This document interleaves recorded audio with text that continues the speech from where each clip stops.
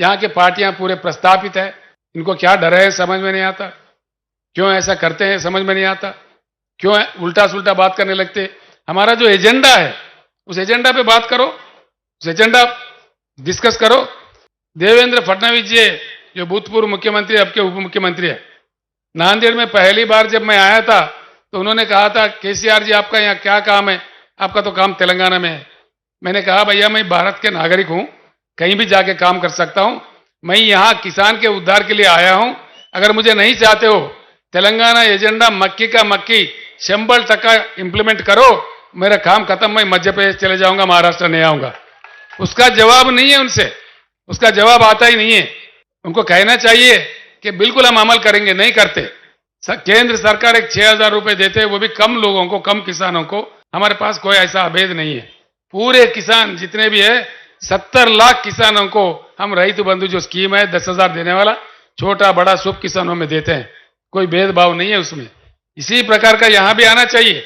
लेकिन जैसा बीआरएस ने प्रवेश किया महाराष्ट्र में, फिर 6,000 का ऐलान हुआ। वो किसको देंगे? जो किसान सम्मान निधि मिल रहा है उन्हीं को देंगे, बाकी को नहीं देंगे। वो भी पूर्ण रूप से नहीं, 2-2 हजार करके 3 किस्तों में देते हैं। हमारे पास ऐसा नहीं है। फसल को 5,000 एक देते हैं निवेश के लिए, फिर दूसरा फसल के दूसरा दे देते हैं।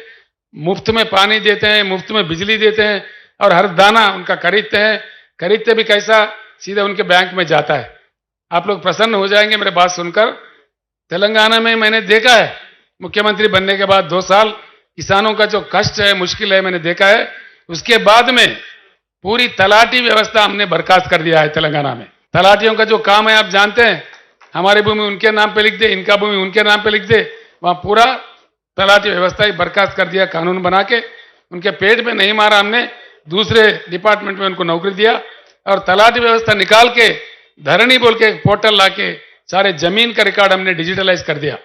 उसके लिए उस माध्यम से ये सुविधा होता है किसानों को। धान खरीदते हैं, किसी के पास फिरने की जरूरत नहीं है, सीधे किसान के बैंक अकाउंट में जाता है।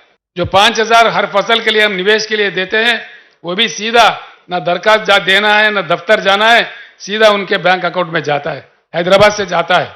किसान का जो बीमा है उसके लिए कहीं दरखास्त नहीं देना है, सीधे उनके अकाउंट में बैंक में चले जाता है। ये संभव बात है।